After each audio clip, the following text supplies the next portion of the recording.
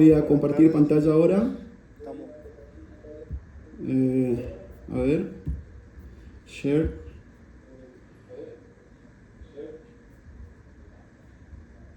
¿Se ve mi pantalla? Perfecto, sí. Bueno, un placer estar hoy aquí con vosotros. Me llamo Ángel Espinosa, soy cardiólogo, especialista en cuidados críticos, recuperador. En este momento estoy en Arabia Saudí. Un placer haber escuchado las charlas de los doctores Gómez, Abud y Navia. Realmente charlas muy bonitas para compartir experiencia.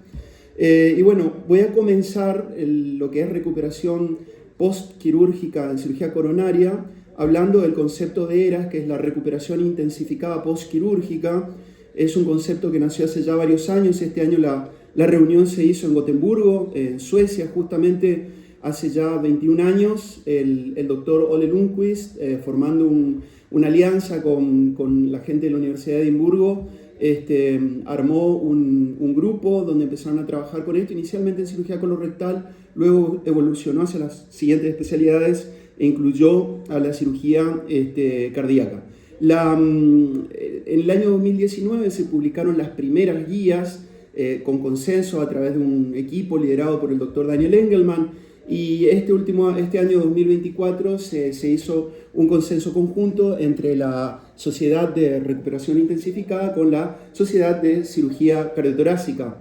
Esto excede la duración de nuestra charla, pero digamos que es un protocolo que tiene como principal objetivo reducir las complicaciones y problemas y el estado del paciente en el hospital a través de una aproximación multidisciplinaria. Como ustedes pueden ver, son muchísimos los factores que se analizan del cuidado postoperatorio, entre ellos el manejo, el patient blood management, el manejo del sangrado, la prevención del delirio postoperatorio, la prevención de la fibrilación auricular postquirúrgica, la prevención de riesgos de infecciones quirúrgicas postoperatorias, el manejo del delirio postoperatorio, sobre todo la extubación temprana, lo que hoy se llama cirugía de fast track, ¿no? Y el manejo de las náuseas y vómitos postoperatorios, entre muchas otras cosas. Me voy a enfocar en el manejo postoperatorio del dolor. El manejo es importante que se haga de manera multidisciplinaria. Hay que hacer prehabilitación, que es evitar que el paciente, señale al paciente ante la cirugía cuáles son los cuidados que hay que tener para que no, digamos, no entre en una espiral de dolor, y sobre todo la aplicación del enfoque multimodal, donde más allá de los opioides se aplican anestesia regional, anestesia local, fisioterapia, métodos no farmacológicos y otros medicamentos antianalgésicos, logra reducir el uso de opioides hasta en un 30%. El tema de los antiinflamatorios no esteroides es algo que podemos compartir acá con experiencia. En general, los pacientes que no tienen un fallo renal o daño renal prequirúrgico responden bien a los AINES. La FDA los había puesto en una caja negra donde se hablaba mucho se habla siempre de los efectos adversos cardiovasculares, ¿no?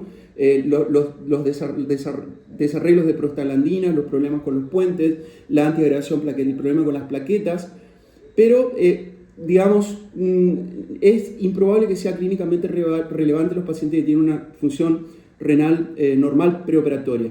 De otra manera, las cirugías grandes, entre ellas la cardíaca, son factores que contribuyen importantemente al uso persistente de opioides, que está definido como la utilización continuada de opioides por más de 90 días bajo prescripción. Y bueno, sabemos que hay una epidemia de opioides en Estados Unidos con gente que se está muriendo por la sobreutilización de esos medicamentos, y hoy se está apostando por la anestesia libre de opioides y por el manejo libre de opioides en toda la medida que se pueda, ¿no? Ya introduciendo este tema dentro de lo que es la recuperación intensificada post cirugía cardíaca, están habiendo ya en la parte del manejo hemodinámico trabajos donde se ve que el uso de parámetros predictivos con inteligencia artificial para la guía del manejo hemodinámico permite, ¿no?, que haya un tiempo de internación más corta en terapia intensiva y hospitalaria en general y complicaciones en forma sobre todo de fallo renal agudo postoperatorio al aplicar estos protocolos en la recuperación intensificada. Esto es del Up to Date, es un capítulo muy bonito donde explican que la función cardíaca se deteriora sobre todo en las primeras 6 horas después de la cirugía, a partir de lo cual, a través de la optimización de precarga y uso de nootrópicos, el paciente empieza a recuperarse y empieza a revertirse a partir de entre las 6 a 12 horas de que el paciente llegó a nuestra unidad de recuperación. Hay muchos factores que juegan un papel, el mismo trauma quirúrgico, que está asociado al contacto directo de la sangre con superficies externas, la inflamación sistémica que se dispara, la coagulopatía y la disfunción orgánica asociada, la activación de las diferentes cascadas de complemento, de trombina, de citoquinas, las células de la inmunidad, y todo esto va a llevar a un eventual empeoramiento de la disfunción de los diferentes órganos y coagulopatía en las primeras 12 a 24 horas de la cirugía, y hay una relación con la duración del bypass cardiopulmonar cuando hacemos cirugía con bomba. Hay diferentes estudios y metaanálisis que muestran que con miles de pacientes, mientras más dura nuestro bypass cardiopulmonar, va a haber más fallo renal, se va a asociar también a más dificultades y más tiempo del paciente conectado al respirador para la extubación, e incluso en algunos estudios como este retrospectivo, más de 5.000 pacientes, se vio que muchas de las complicaciones que llevan tanto a la muerte como al fallo pulmonar, renal, neurológico, fallo multiorgánico, la politransfusión y la reoperación por sangrado estuvieron más asociadas con la duración del bypass cardiopulmonar. O sea que es un factor muy importante tener en cuenta a la hora de recuperar a nuestro paciente cuánto fue el tiempo de bomba. Tenemos que tener objetivos muy claros, sobre todo con el manejo de lo que es el sangrado, la hemoglobina, la saturación de la hemoglobina, mantener un índice cardíaco mínimamente óptimo por encima de los 2 litros por minuto por metro cuadrado. Y en cuanto al sangrado, la medida de los 400 mililitros en la primera hora, que es una cosa que nos tiene que llamar la alarma, o si hay más de 200 mililitros por hora durante las primeras 2 horas. Esos son los límites aceptables. Cuando hay más de 250 a 300 mililitros, hay que ir a plantear la recirugía, sobre todo si se estudia la coagulación y se ve que los parámetros de coagulación son normales. Y todos los controles metabólicos que son muy importantes: la hipocalemia, la hipomagnesemia y la hipovolemia relativa postquirúrgica. Bueno, esta es la fórmula del aporte de oxígeno, donde vemos que el contenido arterial es tan importante como el gasto cardíaco de nuestro paciente, los cuales uno de los factores fundamentales es el volumen sistólico. ¿Por qué digo esto? Porque, bueno, estamos entre cardiólogos y cirujanos cardíacos. El uso del ultrasonido postoperatorio, point of care, es muy importante porque nos va a dar una idea del estado hemodinámico de nuestro paciente durante el continuo del cuidado postquirúrgico.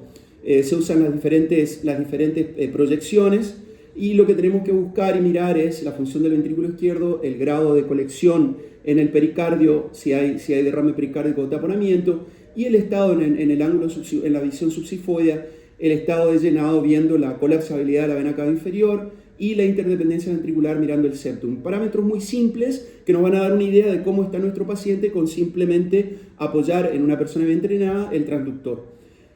El manejo de la presión arterial es muy importante, y sobre todo la prevención de la hipotensión. Ya en el año 2016, con el grupo de investigación al cual pertenezco, hemos hecho metaanálisis para demostrar que el uso de parámetros bien estandarizados a través de una estrategia de terapia hemodinámica guiada por objetivos supera los resultados al uso discrecional de fluidos, donde no hay un orden establecido y no hay buenos parámetros específicos para optimizar el estado de carga de nuestro paciente, ¿no?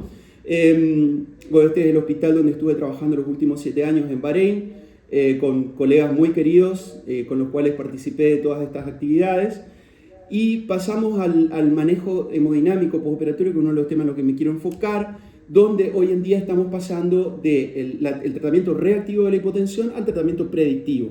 ¿Por qué? Porque cuando tratamos con la monitorización hemodinámica, tenemos diferentes sistemas. El abuelo y el padre de todos, que es el catéter arterial pulmonar, que tiene la importancia de que nos da un valor tan importante como es la presión wedge, que nos va a indicar la presión de llenado del fin de diástole del ventrículo izquierdo, pero que tiene el problema de ser un procedimiento invasivo que acarrea complicaciones. Y por otro lado, otros sistemas mínimamente invasivos como el PICO y el FlowTrack. El PICO, en el caso del PICO, nos da una linda idea con estas arañas vasculares de cuál es el grado de llenado que tiene nuestro paciente. Tiene parámetros interesantes como el agua extrapulmonar y el contenido de sangre intratorácico, que nos permite conocer el estado de nuestro llenado, de la precarga de nuestro paciente y la optimización. todos miden la variación del volumen sistólico, y hoy hay una tecnología nueva que es la de la Cumen o Hemisphere, que es el único sistema que tiene capacidad predictiva, donde nos da un análisis predictivo para prevenir episodios de hipotensión. El sistema de monitorización avanzado se basa en un algoritmo bastante sofisticado que no da el tiempo para explicarlo en esta charla, pero que ha estado en revisión continua. Estas son cosas, información nueva, reciente, donde se han hecho revisiones del uso de la máquina, y lo que se ve, esto es solamente un ejemplo, que hay un plot de 50 pacientes, donde se ve que en este cuadrito se ve que a medida que la presión arterial media va disminuyendo, el índice de predicción de hipotensión, fíjense que ya por debajo de los 70 ya hay más de 55-60% de predicción de hipotensión en nuestro modelo, ¿no? Es un modelo algorítmico. Entonces, lo que vemos acá, por ejemplo, en estos gráficos es que el índice de predicción de hipotensión va subiendo a medida que la presión arterial media va bajando y que la variación del volumen sistólico va aumentando, lo cual nos da tiempo para rápidamente, en este caso lo que se ve es la aplicación de un fluid challenge, de un volumen, lo cual hace que rápidamente la presión arterial media empiece a estabilizarse, la variación del volumen sistólico empieza a bajar y el índice de predicción se normaliza, lo cual lleva redundantemente a lo que vamos a ver acá. Este es un estudio que fue publicado a fines del año pasado, donde lo que se midió fue, en un estudio multicéntrico europeo de casi 800 pacientes, se vio lo que se llama el tiempo pesado, Time Wasted Average Map. Es decir, el tiempo durante la cirugía y durante la recuperación en la cual el paciente tuvo episodios donde hubo menos de 65 milímetros de mercurio de MAP. Y si se lo compara con los grupos con otros monitores de rutina, se ve que la aplicación del índice de predicción de hipotensión fue muy efectiva para reducir tanto tiempo de estadía como fallo renal. Este es un estudio del grupo HIT, del grupo con el que estoy participando en la investigación, que sale publicado ahora, se publicó en abril, donde lo que se ve es que aplicando estos algoritmos de predicción, se consigue reducir el daño renal postoperatorio, en este caso en cirugía abdominal, porque está más aplicado a eso, pero ya se está haciendo el estudio HYPE-2, que lo está haciendo con cirugía cardíaca. Los resultados son muy alentadores, ya hay evidencia. Mucha parte de esta investigación la hice cuando todavía estaba viviendo en Suecia. Yo trabajaba en el Hospital Universitario de Örebro, una ciudad muy bonita que queda a unos 300-400 kilómetros de Estocolmo, en el centro de Suecia.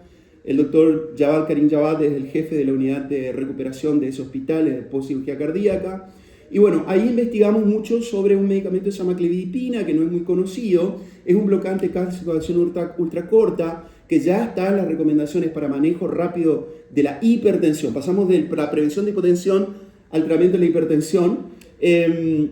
Está como primera línea de tratamiento, comparado con otros como la nitroglicerina, el óxido nítrico. En 2015 publicamos un metaanálisis, tuve la suerte de participar como principal autor, escribir el manuscrito, con el doctor Sergio Vergese, argentino, jefe de neuroanestesia del Bexner Medical Center en Ohio, cordobés, muy buena gente, y hicimos toda una revisión de todo lo que se había publicado, Vergese había publicado en neuro, todo lo que se hizo en cirugía cardíaca. Y la verdad que la evidencia acumulada en ese momento, comparando el medicamento con otros competidores, nos mostraba que había un mejor control de la hipertensión dentro de los márgenes. Lo que uno no quiere es que el paciente se hipotense de golpe, lo que uno no quiere es que el paciente haga fibrilación auricular rápida inmediatamente por la hipotensión. Todo esto se vio mejorado al utilizar una droga que da un margen de control de la presión arterial bastante claro, manteniendo la presión en el área bajo la curva sin generar tantas complicaciones. Entonces, lo que se ve, bueno, la clevidipina actúa sobre el músculo liso, es de acción ultracorta, se hidroliza por esterasas, no depende por tanto del metabolismo ni hepático ni renal, es más efectiva en mantener la presión arterial dentro de rangos preespecificados. No hay tanto fallo de tratamiento, porque uno empieza un nitroprusiato, el paciente se hipotensa, lo apaga, no lo quiere volver a prender, eso no pasa. Y no tiene mayor incidencia de fibrilación auricular postoperatoria o intraprocedimiento que los otros medicamentos, ¿no? Con todas las ventajas, uno pone nitroglicerina, el paciente lo de la cabeza, hacen taquifilaxis, hacen metemoglobinemia, estas cosas no pasan. Así que bueno, al punto que en 2018 la clevipina se incluyó como una de las la primera línea de tratamiento para el tratamiento de la hipertensión en el stroke isquémico agudo, justamente por la cuestión de que da un margen de seguridad muy amplio, tiene un buen margen terapéutico para evitar episodios de hipotensión, que es crítico evitarlo en pacientes con stroke, ¿no? Bueno, en conclusión y para no alargar, las guías de recuperación intensificada aplicadas a cirugía cardíaca nos van a dar un manejo postoperatorio y perioperatorio del paciente más efectivo, con una estadía más corta. Va a haber monitoreo hemodinámico, la aplicación del monitoreo hemodinámico que comienza ya con la cirugía y en el periodo postoperatorio utilizando métodos predictivos con algoritmos de inteligencia artificial nos va a mejorar toda la parte del manejo de sangrado y de complicaciones asociadas a los taponamientos, etc. Y una aplicación inteligente con medicamentos cada vez más rápidos e inocuos, en este caso para el manejo de la presión arterial, la clevipina, nos va a permitir controlar mejor la presión arterial y hacer que nuestro trabajo con la recuperación intensificada sea más efectivo, ¿no? Este es el lugar donde todo comenzó. Tengo un tremendo amor por la Universidad Nacional del Nordeste y su Facultad de Medicina, donde crecí, donde hice mis primeras prácticas en el Hospital Llano. La doctora Gloria Robay, que fue mi maestra cuando fui rotante en el servicio de clínica médica allí, lamentablemente falleció el año pasado. Luego la Facultad de Medicina de la Universidad de Buenos Aires, hice la residencia de Medicina Interna y Cardiología en el Hospital de Clínicas, un grupo humano excepcional, gente muy buena, amigos personales. Roté en recuperación en el ICBA, estaba Marcelo Casas, estaba el doctor Jorge Thierer, gente muy buena. Y bueno, siempre recordar los agradecimientos especiales a toda la gente que me ha permitido estar aquí y que me ha dado el empowerment para hoy estar acá sentado. Estos son los 5 países en los que yo he trabajado y ejercido la medicina de manera legal y he hecho este largo camino de formación. Y siempre recordar que pase lo que pase con nuestro paciente, siempre tenemos que tener esperanza, hacer lo mejor que podemos médicamente, porque siempre vamos a poder poner una estrella más en nuestra camiseta. Muchas gracias.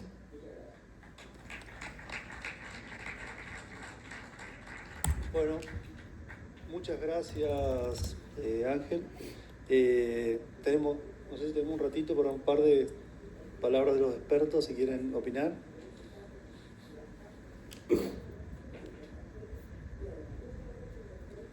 Sí, bueno. Hola, ¿se escucha? Sí, no, lo escucho sobre todo por el doctor.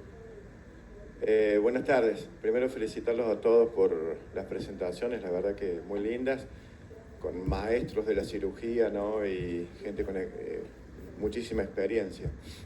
Y la verdad que uno tiene varias preguntas para cada uno de ustedes, no quiero, pero primero de los 2 maestros de cirugía, como el doctor Navi y el doctor Abud, son medias filosóficas también las preguntas, porque me parece que el cirujano ha sido como avasallado por la angioplastía y está en una etapa de lucha en eso, y que la pregunta es si realmente hoy los clínicos tenemos que pedir a nuestros cirujanos que todas las cirugías intenten ser por lo menos con puentes arteriales, con 2 puentes mamarios y sin bomba.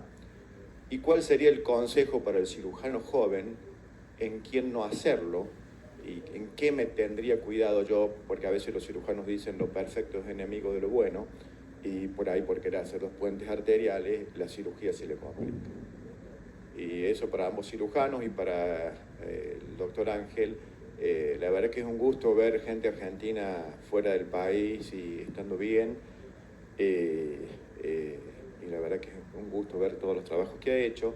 Nosotros como recuperadores le preguntaría si utilizan la doble anteagregación en algún tipo de pacientes al alta de los pacientes y en cuáles. Y ahora salió un trabajo bastante nuevo con respecto a la anticoagulación en la fibrilación auricular, en donde habla de que en el paciente que por primera vez hace fibrilación auricular en el postoperatorio no sería tan necesario anticoagularlo. Nosotros en nuestro centro sí lo anticoagulamos, pero quería saber si ha tenido tiempo de pensar en eso.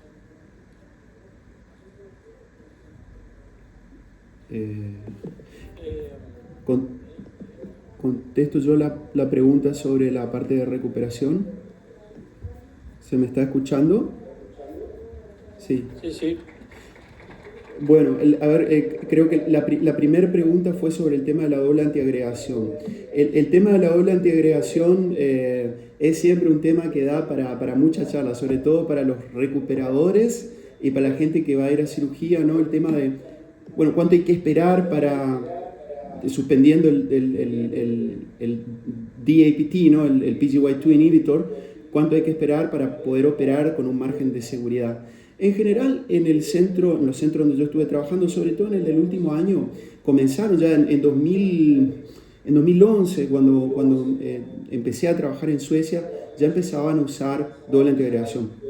Y usaban ticagrelor, porque el Brilique es una molécula que desarrolló AstraZeneca en Suecia, entonces es como que, y aparte habían estudios que lo usaban como para, bueno, no usamos el clopidogrel, porque el clopidogrel tiene un 30% de resistencia en el PGY receptor, entonces empezamos todos con Brilinta, Brilique se llama en Suecia, Brilinta se llama acá.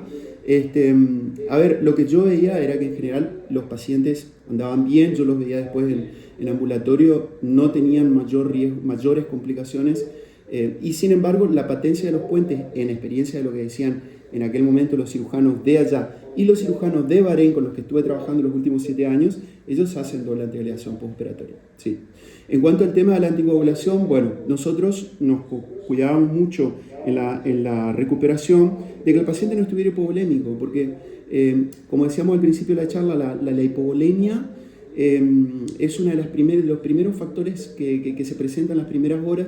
Después sigue a lo largo de los días, el paciente va a la planta y hace episodio de fibrilación auricular y muchas veces, en Bahrein no me lo dejaban hacer, pero en Suecia dábamos un poco de volumen y la fibrilación auricular revertía sin mayores intervenciones. Los cardiovertíamos y si era un solo episodio aislado, el paciente se iba sin anticoagulación. No sé si eso contesta la pregunta. Hay muchas cosas que uno quisiera conversar y compartir, ¿no? Yo lo que iba a decir también era, como se ve acá en la pantalla, no sé si se ve en mi pantalla, la utilización de los métodos viscoelásticos nos da una mano tremenda porque es el point of care del control de la coagulación para saber si el paciente va a requerir productos o protamina extra sin dar cosas innecesariamente. Y eso reduce mucho el riesgo de complicaciones también.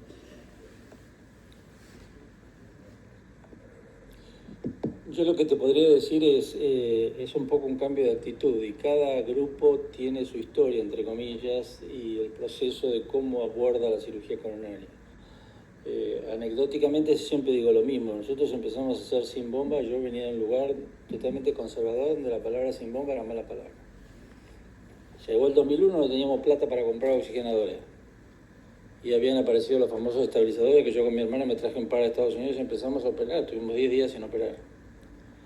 Y empezamos esa curva y vimos que la DA se puede hacer y vimos que después vino Sergio Almeida, nos enseñó un par de trucos, punto de lima, qué sé yo cuánto, la circunfleja tuvimos un poco de problema al principio y después clampear la aorta, empezaron todos los trabajos que da más stroke, qué sé yo, qué sé cuánto, bueno, no clampear la aorta y ahí fue un proceso de aprendizaje y es un proceso de una cirugía más compleja, es verdad, donde el cirujano macho no lo puede hacer solo, tiene que tener un anestesista en la cabecera que te diga y tenga el aplomo para que te banque en estas circunstancias. Si se pone nervioso él, pone nervioso todo y no podés hacerlo. Así que es una situación muy compleja y es una actitud de inicio y es un approach como conducta. Es decir, vos decís a tu cirujano, poner doble mamaria, no funciona así. No funciona así porque los resultados van a ser malos, ¿viste? Bueno, hoy los residentes que salen del instituto saben sacar mamaria esqueletizada mejor que una vena, no saben sacar vena, porque prácticamente no es la frecuencia. Bueno, eso es una conducta que se ha hecho hace 20 años que se ha hecho, ¿entendés? Entonces, somos enfáticos en este tipo de evidencia porque es lo que hacemos y estamos convencidos. Ahora, extrapolar eso, y bueno, está Camus acá que trabajó con nosotros, extrapolar a otras realidades es todo un tema. Es todo un tema. Entonces hemos sido abiertos al servicio, hemos venido a darle la posibilidad de que vengan a visitarnos y aprendan la técnica, pero es un proceso y es una actitud, ¿viste? Yo estoy convencido que menos venas y menos tajos para el paciente es mejor. Eso también hay que pensar del otro lado del mostrador, ¿viste? Nada más que eso diría. Puedo agregar una última cosa que a mí me gustaría compartir porque es una cuestión de experiencia, ¿no? Me gustó mucho la charla de los tres doctores, Gómez, Abud, Navia. Hay una cosa que dijo el doctor Abud que me gustó mucho durante la charla porque realmente eran las cosas que se tomaban en cuenta cuando se empezaba a hacer. Por ejemplo, yo hice parte de mi formación como anestesia en la parte de cirugía cardiotorácica en el Hospital de San Pablo. El doctor Martínez allí operaba. Y él no hacía cirugía sin bomba en pacientes que tuvieran menos de 35% de fracción de eyección. Luego a lo largo de los años lo fui viendo acá en Bahrein. Cuando estuve en Bahrein hubo un cirujano que vino de la India, que estuvo trabajando 2 años con nosotros, que hacía todo sin bomba. Hacía fracciones de eyección del 15% sin bomba, del 10% sin bomba. Y bueno, como dijo muy bien el doctor Navia, el anestesiólogo forma parte de ese eslabón. Nosotros teníamos que torcer la mesa, dar inotrópicos, dar líquido, asegurarnos que el paciente tuviera un balón de contrapulsación ya preparado con un secalón en la femoral, y en general los pacientes iban bien. Ahora, cuando se complicaban porque el precio se paga. El precio no se paga en el quirófano siempre, se paga en la recuperación. Por eso es importante conocer todo el continuo del proceso. Así que esas dos cosas que comentaron los colegas, en Bahrein lo que se hace mucho es endoscopic harvesting de las venas. Así como el doctor Navia dice que es verdad, las complicaciones que hay por safenectomía se reducen teóricamente al haber endoscopic harvesting. Ahora, yo lo he visto con endoscopic harvesting tremendos sangrados por malas ligaduras de la cosecha endoscópica de la safena, ¿no? O sea que comparto lo de los puentes arteriales, nada más. ¿Yo? Retomo lo que preguntó, creo que fue la primera parte de la frase. A mí me parece que del trípode profesional que atiende a los pacientes con cardiopatía isquémica, los cardiólogos, los intervencionistas, los cirujanos, los que menos sesgo tienen son ustedes los cardiólogos. Así que la gran responsabilidad, en primer lugar, para orientar a los pacientes con cardiopatía isquémica hacia el mejor tratamiento, la gran responsabilidad la tienen ustedes. Y son ustedes los que tienen que evitar que pasen cosas como las que pasan cotidianamente. Cuando ustedes están haciendo alguna actividad, le llaman por teléfono que a un paciente de ustedes le están haciendo el cateterismo, tiene lesión de 3 vasos, yo lo puedo hacer, viene fácil, el cinta, y ustedes, dale. Eso se puede hacer, pero sabemos que esa no es la mejor manera de tratar a los pacientes. Del mismo modo que cuando están en la sala de cateterismo, con el frío, el susto, el miedo y demás, se le dice, bueno, yo esto te lo puedo resolver ahora o mañana, y no que te tengan que abrir como un pollo, que dicho sea paso, a los pollos se lo abren al revés, pero bueno, a los pacientes le dicen eso. Eso por un lado. Me parece que la selección tiene mucho que ver con los cardiólogos clínicos y deberían hacer hincapié en eso. Con respecto al otro tema, de si una vez decidido van a elegir o van a sugerir hacerlo con o sin circulación extracorpórea, con uno o más injertos arteriales y demás, mi sugerencia sería que lo dejen en consideración del equipo quirúrgico de confianza de ustedes. Cuando usted busca un objetivo, y para ese objetivo tiene 2 caminos distintos, que en definitiva más o menos es esto. Usted tiene que revascularizar, usted tiene una metodología, tiene la otra. Lo que usted tiene que buscar son resultados, calidad de revascularización y efectividad en el largo plazo. Déjelo en manos de los equipos quirúrgicos, ellos van a saber valorar exactamente cómo van a llegar a esos 3 puntos. Porque si hablamos de resultados, ¿quién me dijo a mí que una cosa es mejor, digamos, significativamente mejor que la otra? En principio. Si hablamos de calidad, se revasculariza de la misma manera. Y no estoy hablando de casos particulares que han logrado un nivel de excelencia tal que pueden, entre comillas, y hablando bien, darse esos lujos, por decirlo de alguna manera, y presentar una alternativa teóricamente mejor, al menos, pero que la han logrado gracias a características particulares, nivel de entrenamiento, un montón de cosas y años de trabajo para lograr esto. Pero eso no es el común. No es el común, no lo hace todo el mundo. Si quiero una analogía burda, hablando, no sé, de automovilismo, por ejemplo. Dice, bueno, se corre en Mónaco, llueve, le ponen la rueda para lluvia,